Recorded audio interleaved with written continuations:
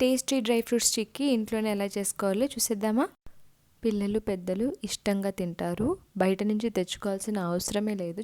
చాలా ఈజీగా 5 మినిట్స్లో ఇంట్లో చేసేయచ్చు. చూసేయండి. Hello everyone, welcome to my channel. Please like, share and subscribe to my channel for more videos. First dry fruits అన్నీ పక్కన పెట్టుకోవాలి. మీ దగ్గర ఏవుంటే అవి, క్వాంటిటీ ఏం లేదు, ఎంతైనా తీసుకోవచ్చు. నేను క్యాషు, బాదం, pistachio, sunflower seeds, watermelon seeds, pumpkin seeds, sesame seeds and flax seeds తీసుకున్నాను. మీరు వాల్నట్స్ కూడా యాడ్ చేసుకోవచ్చు. ప్రజెంట్ నా దగ్గర అవి లేవు, అందుకే అవి స్కిప్ చేస్తున్నా.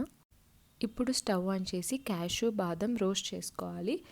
ఎందుకంటే ఇవి రోస్ట్ అవ్వడానికి టైం పడుతుంది. అందుకే ఫస్ట్ ఇవి కాస్త రోస్ట్ అయ్యాక మిగిలిన అన్ని సీడ్స్ వేసి స్లోగా లో ఫ్లేమ్లో రోస్ట్ చేసుకోవాలి. అప్పుడైతేనే ఫ్లేవర్ ఎన్హాన్స్ అవుతుంది, రోస్ట్ బాగా అవుతాయి, లోపల కూడా బాగా కుక్ అవుతాయి. అందుకే లో ఫ్లేమ్లో కుక్ చేసుకోవాలి. నేను చూపించిన విధంగా రోస్ట్ చేసుకుంటే సరిపోతుంది పర్ఫెక్ట్గా. ఇప్పుడు రోస్ట్ చేసుకున్న డ్రై ఫ్రూట్స్ అన్నీ పక్కన పెట్టేసుకోవాలి. ఆ తర్వాత అదే ప్యాన్లో ఫ్లాక్స్ సీడ్స్, సెసమీ సీడ్స్ వేసి స్టవ్ ఆఫ్ చేసుకోవాలి.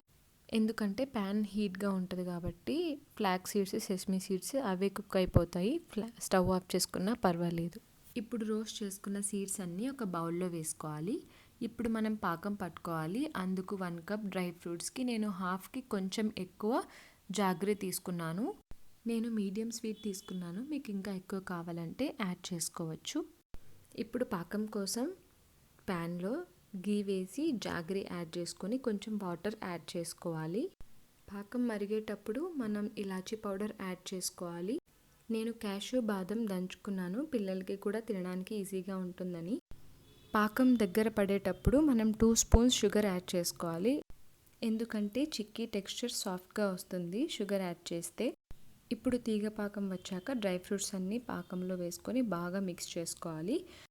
ఇప్పుడు పాకం దగ్గర పడే వరకు బాగా మిక్స్ చేసుకోవాలి. బాగా మిక్స్ చేసుకొని ఒక గీ రాసిన ప్లేట్లో స్ప్రెడ్ చేసుకొని ఆరబెట్టుకోవాలి. ఇప్పుడు నేను చూపించిన విధంగా ప్లేట్లో ఎలా ఉందో అలా వస్తుంది చిక్కీ. ఇంకా బాగా ఆరాక ఎయిర్ టైట్ కంటైనర్లో స్టోర్ చేసుకోవచ్చు.